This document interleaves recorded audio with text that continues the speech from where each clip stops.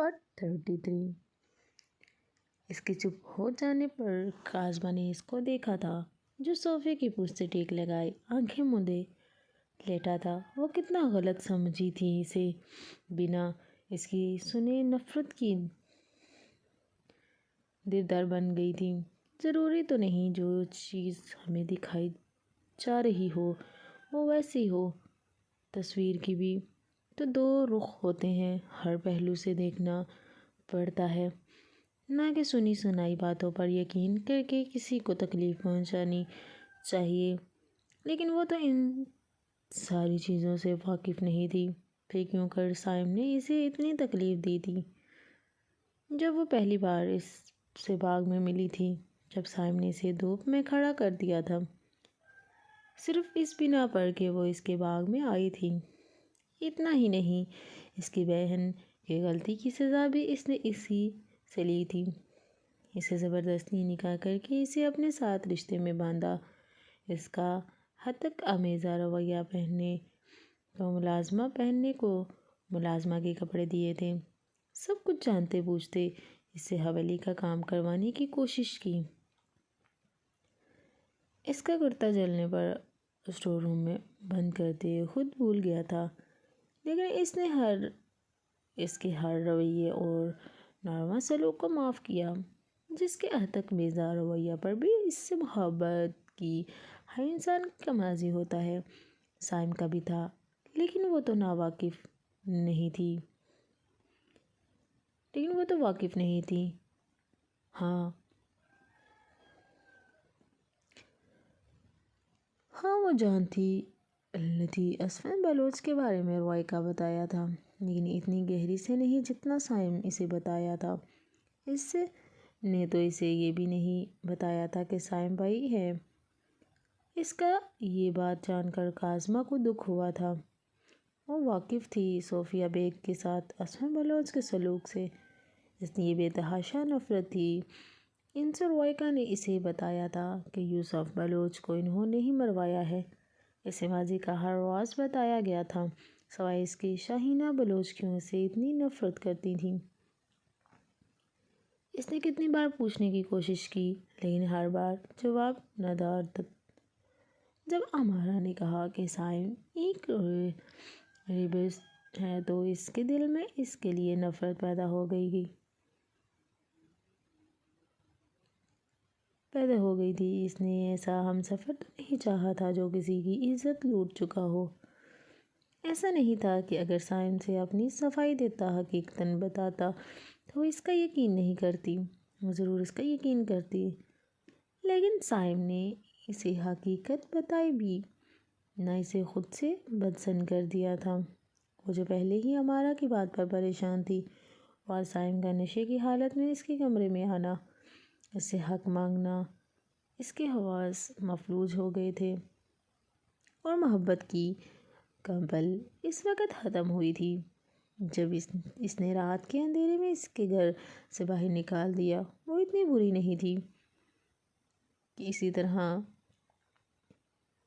اسے اسی طرح گھر سے نکالا جائے،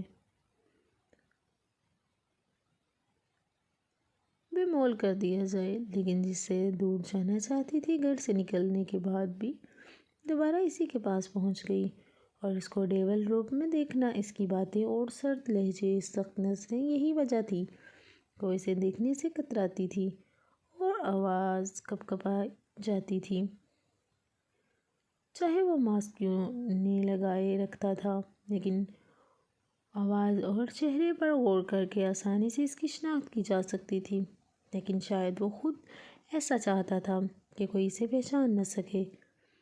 اتنا سب جاننے کے بعد اسے اتنا یقین ہو گیا تھا کہ جو یہ ان کا خاندان بکھرا ہے، اس کے پیچھے کہیں نہ کہیں اسفند بلوچ کا ہی ہاتھ ہے۔ لیکن جو بھی تھا، اس نے فیصلہ کر لیا تھا کہ وہ اسے اتنی جلدی معاف نہیں کر سکے گی، تھوڑی سزا اسے بھی ملنی چاہیے۔ تمہیں پتہ ہے پاکستان آنے کے بعد مجھے سب سے زیادہ تکلیف کب ہوئی تھی؟ وہ جو اس کے قریب سے اٹھ کر جانے لگی تھی۔ اس کی بھیگی آواز پر کچھ چونکتے اس کی طرف متوجہ ہوئی جو ہونس اسی پوزیشن میں تھا۔ جب تمہاری مام نے میرا یقین نہیں کیا تھا۔ سائم ٹھیک چھوڑتا آنکھیں کھولی اسے دیکھنے لگا جو حیرت زدہ سی اسے دیکھ رہی تھی۔ جب میں احتشام سے پہلی بار ملا تھا نہ اینی 7 سال کی اور تم شاید کچھ دن کی تھی۔ اینی سے ہم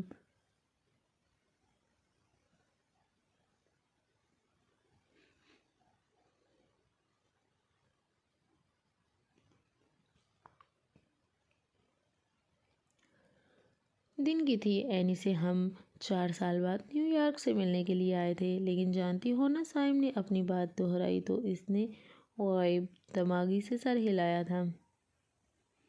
اس روز جب اسما بلوچ نے موم کو مار دیا تھا نہ، سائم نے کرب سے آنکھیں میچی تھیں۔ منظر پھر سے آنکھوں کے سامنے گھومنے لگا تھا اور ہمیں لے گئے تھے۔ ہمارے چاہتے ہی احتشام اینی کے ساتھ درخت کے پیچھے سے نکلا تھا جو ہمارا پیچھا کرتے وہاں آئے تھے اور ان کو ہسپتال لے گئے تھے۔ وہاں ان کا علاج کرایا تھا لیکن مام بچ نہیں سکی تھی۔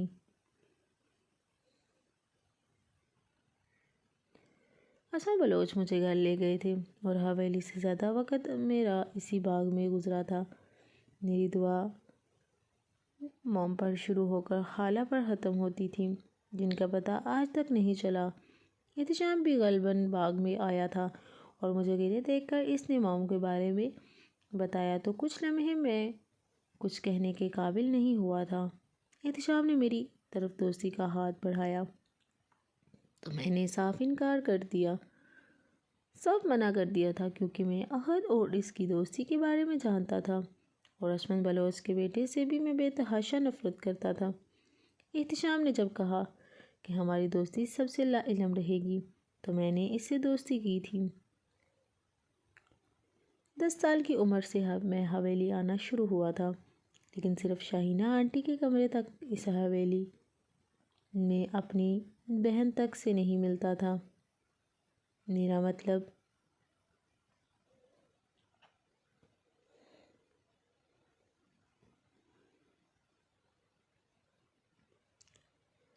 نہیں ملتا تھا۔ میرا مطلب 10 سال کی عمر سے ہمیں حویلی آنا شروع ہوا تھا، لیکن صرف شاہینہ آنٹی کے کمرے تک اس حویلی میں اپنی بہن تک نہیں ملتا تھا۔ میرا مطلب احتشام کے بعد تم سے اور شاہینہ آنٹی سے تھا جنہوں نے مجھے احتشام کی طرف محبت دی تھی۔ مام کے بعد مجھے ان کے بعد سکون محسوس ہوتا تھا جن کی محبت میں کوئی کھوٹ نہیں تھی۔ احتشام چونکہ ہم سب سے بڑا ہے تو اس کا دھیان ہر طرف تھا۔ اپنی عمر سے زیادہ اس نے محنت کی تھی۔ یوسف انکل کی بہترین دوست زاہدہ انکل تھے کے ساتھ مل کر ہر اچھی بری چیز اس نے سیکھی ہے ان سے، اور میرے یہ 2 چہرے والا آئیڈیا بھی اس کا ہی تھا کیونکہ میرے اندر آج تک انتقام کی آگ چل رہی ہے۔ تم سے میں ہمیشہ کین بن کر ملا ہوں۔ شروعات میں بہت مشکل ہوتی تھی لیکن پھر عادت ہو گئی تھی۔ نیو یارک میں اپنی پڑھائی کے دوران میں نے علی اور رمیز کے ساتھ مل کر اپنی ایک ٹیم بنائی تھی جو 7 لوگوں پر انحصار کرتی تھی۔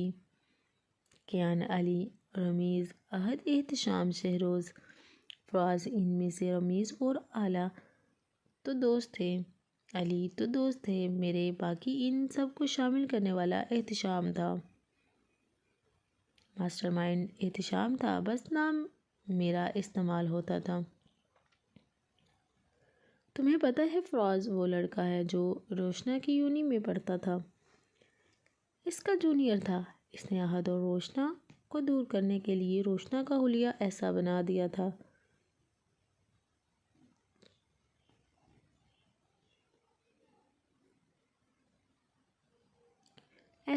دیا تھا کہ اس کے ساتھ زبردستی کی گئی ہو اور 7 پلان کے مطابق وہ دور ہو گئی تھی اس سے کیونکہ اسما بلوچ کو معلوم ہو گیا تھا اور وہ اسے ختم کرنا چاہتے تھے۔ اس لیے ہم نے یہ راستہ چنا۔ ایک اور انکشاف تھا جو کاظمہ پر ہوا تھا۔ اب روشنا اور عہد کے سوال اسے یاد آئے تھے جو پوری طرح سلجھ گئے تھے۔ احتشام چونکہ انہیں نہیں سکتا تھا، اس لیے اس نے شہروز کو باہر پڑھنے کے لیے بھیجا تھا۔ ہم چاروں نے مل کر حیات بیگ اور اسما بلوچ کے ٹھکانوں کا پتہ کیا تھا، جہاں وہ اسلحہ اور پاکستان سے لڑکیوں کو یہاں بیچتے تھے۔ ہمارا کے ذریعے میں نے حیات بیگ کی کافی انفارمیشن حاصل کی تھی جو ہمیں کام آئی تھی۔ ان میں سے ایک بھی یہ بھی تھی کہ سونیا خالہ کا پتہ چل گیا تھا، لیکن جس روز ہمیں یہ پتہ چلنا تھا اسی روز کرسٹی کی وجہ سے مجھے پاکستان آنا پڑا اور میں سیدھا چھوٹی حویلی آیا تھا۔ میرا کوئی ارادہ نہ تھا اسما بلوچ کا لیکچر سننے کا۔ میں جب حویلی آیا تو صرف شاہینہ آنٹی ہی جاگ رہی تھیں۔ پہلے پہل تو وہ مجھے دیکھ کر حیران ہوئی تھیں، لیکن میں نے غصے میں ایک آ کے جب ان کو ساری سچائی بتائی یہ سوچ کر وہ میرا یقین کریں گی، لیکن جھٹکا اس وقت لگا جب انہوں نے مجھ پر ہاتھ اٹھاتے مجھے حویلی سے نکلنے کے لیے کہا، کیونکہ ان کے خیال میں بھی اسما بلوچ کے راستے پر چل رہا ہوں۔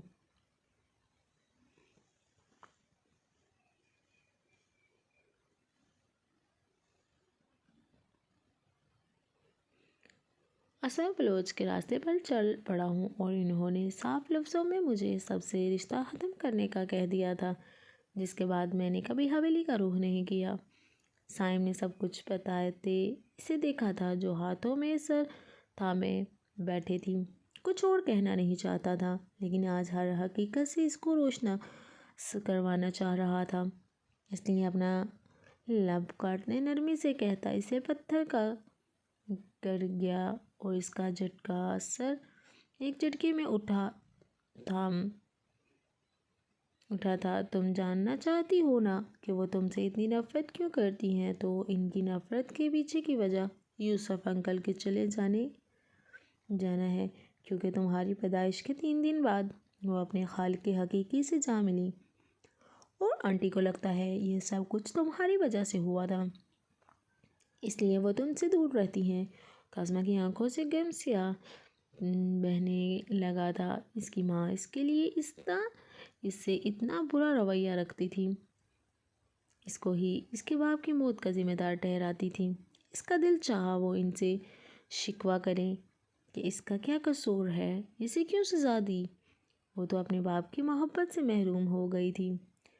ان کو لمس کو محسوس نہ کر سکی اور ماں نے بھی اسے منحوس کہہ کر خود سے دور کر دیا۔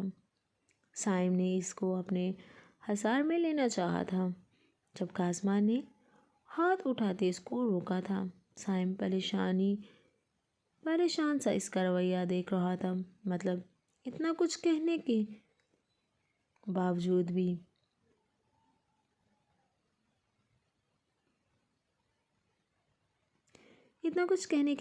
بھی وہ اس سے ناراض ہو رہی تھی۔ ایک تعصب بھری نظر اس کی پشت پر ڈالی تھی جو کمرے سے باہر نکل رہی تھی۔ اس نے اس کے پیچھے جانا مناسب نہیں سمجھا کیونکہ وہ ساری چیزوں کے لیے تیار نہیں تھی، اس لیے اس کو تھوڑا وقت دینا چاہتا تھا۔ حیرت تم نے مجھے یہاں کیوں بلایا؟ احتشام شہروز سے بغیر ہوتا مستفسر ہوا۔ مجھے بات کرنی تھی تم سے، مجھے معلوم ہے تم واقف ہو، لیکن پھر بھی میں اپنی طرف سے بتانا چاہتا ہوں کہ روائکا نے مجھے نعمان کا پتہ کروانے کو کہا تھا، جس کو کیان پہلے ہی اس کے انجام تک پہنچا چکا تھا، لیکن میں ان ساری چیزوں میں الجھ چکا ہوں۔ اب تمہارے علاوہ میری الجھن کوئی دور نہیں کر سکتا۔ مجھے معلوم ہے کہ روائکا نے تمہیں 2 دفعہ فون کیا ہے،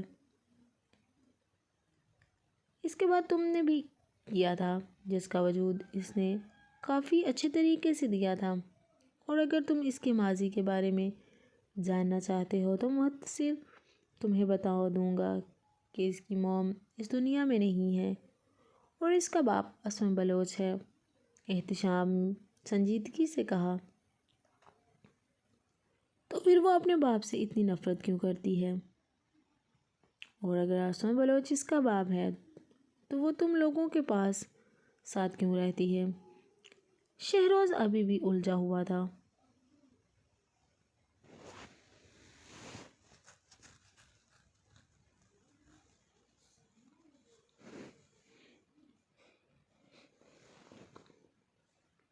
احتشام صوفے کی پشت سے ٹیک لگا تھا، اس کو دیکھنے لگا، پھر گہرا سانس خارج کرتے اس کو موت سے سب کچھ بتا دیا تھا، جسے سن کر شہروز کے غصے کا گراف بڑھ رہا تھا۔ اتنا بے حس شخص اس نے اپنی زندگی میں کبھی نہیں دیکھا تھا۔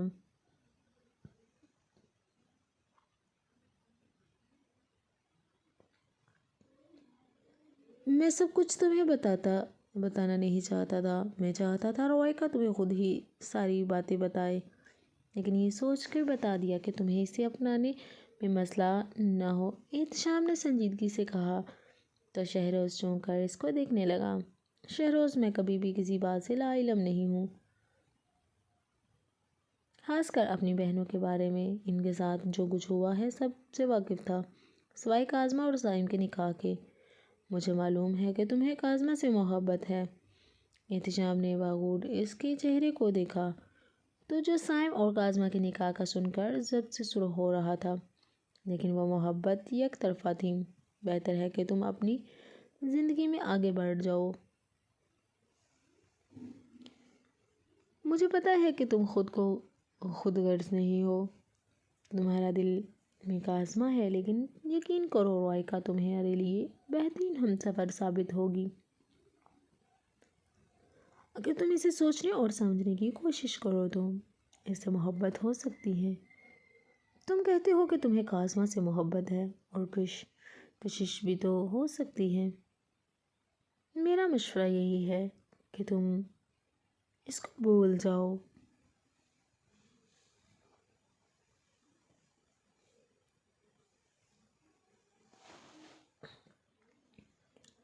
میرا مشورہ یہی ہے کہ تم اس کو ایک طرفہ محبت کو چھوڑ کر آگے بڑھ جاؤ، اور اگر تمہیں روائکا کو اپنانے کے لیے تیار ہو تو مجھے یقین ہے کہ نکاح کے بول میں اتنی طاقت تو ہوتی ہے کہ وہ تمہیں اس سے محبت کرنے پر مجبور کر دے۔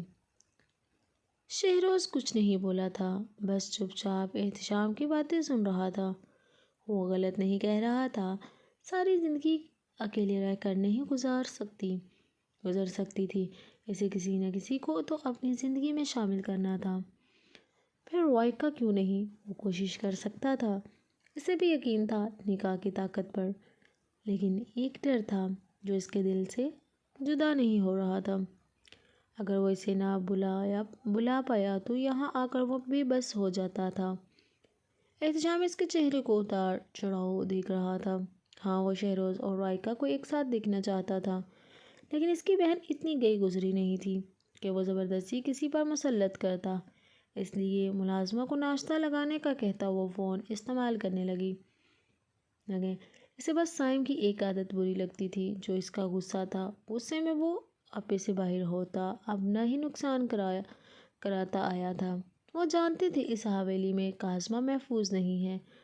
اسما بلوچ کی ساری گفتگو وہاں موجود ان کے بھیجے گئے بندے سے مل جاتی تھی، لیکن جب اسما بلوچ نے حیات بیگ کو کاظمہ کے بارے میں بتایا، ان کو اپنا غصہ ضبط کرنا مشکل لگ رہا تھا۔ اس اشتعال کو امارہ کی باتوں سے مزید بڑھا دیا تھا، لیکن صائم غصے میں تن فن کرتا ہوا وہاں سے نکل گیا، اور غصے میں آتے ہی اس حویلی سے نکال دیا تھا۔ اگر عین وقت پر رمیز نہ پہنچتا تو نہ جانے کیا ہو جاتا۔ وہ جو ہر جگہ کاظمہ کو ڈھونڈ چکا تھا، بس اپنے فارم ہاؤس نہ گیا تھا۔ اگر صائم اسے نہ بتاتا تو اسے کبھی پتہ بھی نہ چلتا۔ وہ گھر میں بھی سب کو بتانا چاہتا تھا، لیکن شہروز کا میسج دیکھ کر جلدی ہی گھر سے نکل گیا۔ احتشام، میں تیار ہوں۔ اس کی سوچوں میں خلل شہروز کی سنجیدہ آواز ڈالا جو غیر مرئی نطقے کو گھور رہا تھا۔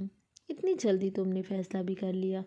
شہروز سوچ لو، یہ 2 زندگیوں کا سوال ہے، جذبات میں آ کر بھی کوئی فیصلہ نہ لینا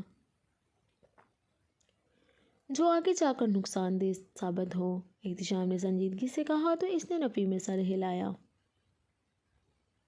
احتشام، میں سوچ سمجھ کر فیصلہ لے رہا ہوں، جذباتی فیصلہ نہیں ہے میرا، اس لیے تم بے فکر رہو۔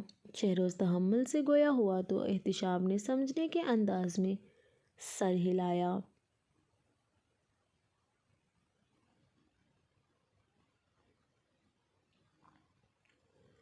تم کیا سوچ رہے ہو؟ رمیز نے گاڑی چلاتا علی سے پوچھا تھا، جو نہ جانے کن سوچوں میں گم تھا۔ اس کی بات پر اس کو دیکھتے سکون سے بولتے وہ اس کا سکون غارت کر گیا۔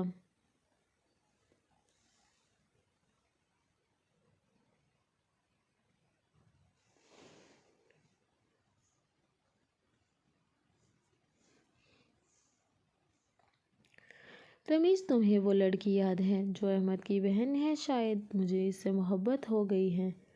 ہر وقت ہی اس کو سوچتا رہتا ہوں۔ جب پہلے اس سے ملا تھا تو وہ بہت بہادر بن رہی تھی، لیکن آخری دفعہ وہ بھی دری سہمی ہرنی کی طرح لگی تھی۔ مجھے شاید اپنی عزت جانے کے خوف سے یہ ایسا خوف ہے جو ہر نڈر لڑکی کو بھی بزدل بنا دیتا ہے۔ علی، تمہارا دماغ تو نہیں خراب ہو گیا؟ وہ تم سے کتنی چھوٹی، وہ صرف 17 سال کی ہے، اور تم کب سے ان پیار محبت میں پڑ گئے؟ رمیش نے اس کو جھڑکا تھا جس بار اس نے برا سا منہ بنایا تھا۔ ویسے تم یہ احمد کے گھر کی طرف کیوں جا رہے ہو؟ علی نے اس کو دیکھتے استفسارہ کیا تو وہ گہرے سانس ہوا کے سپرد کرتا اس کو بتانے لگا، جو منہ کھولے اس کو سن رہا تھا۔ احمد چاہتا ہے کہ ہم اسے روشنا کے گھر لے کر چلیں تاکہ وہ اس سے اپنی حرکت کی معافی مانگ سکے،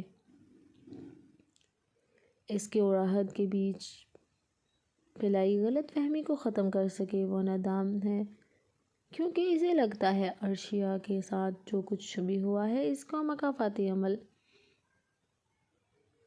کی صورت میں ملا ہے، لیکن یہ سب کچھ تو کیان کے کہنے پر کیا گیا تھا، پھر وہ کیوں نادم ہو رہا ہے؟ اور اس نے روشنا کو تو اس کا شکر گزار ہونا چاہیے کہ اس کی جان بچائی ہے اس نے، لیکن یہاں تو الٹا ہو رہا ہے، وہ بے قصور ہو کر بھی اس سے معافی مانگے گا؟ علی جھنجھلا کر بولا تو رمیز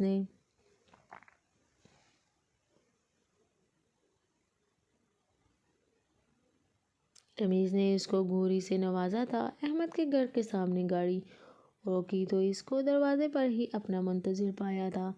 علی کی نگاہ اس کے عقب میں اٹھی تھی، لیکن وہاں اسے موجود نہ پا کر مایوس لوٹ آئی تھی۔ احمد مسکراتا گاڑی میں بیٹھا تھا تو اس کے بیٹھتے رمیز نے گاڑی سٹارٹ کی تھی۔ علی، جو کب سے عرشیہ کے متعلق سننے کو بے چین تھا، رمیز کو نہ پوچھتے دیکھ اس نے خود استفسارہ کیا تھا، احمد تمہاری بہن مطلب عرشیہ کو کس کے پاس چھوڑ آئے ہو تم؟ اس کے سوال پر رمیز نے اسے گھورا تھا، جبکہ احمد اس کے سوال میں چھپی عرشیہ کے لیے فکر مندی دیکھ کر مسکراتے اسے جواب دینے لگا۔ اس حادثے کے بعد اس نے اسے نکلنا بند کر دیا ہے۔ میں نے اسے ساتھ آنے کو کہا لیکن اس نے منع کر دیا۔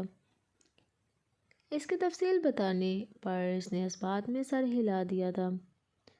باقی کا راستہ خاموشی سے کٹا تھا۔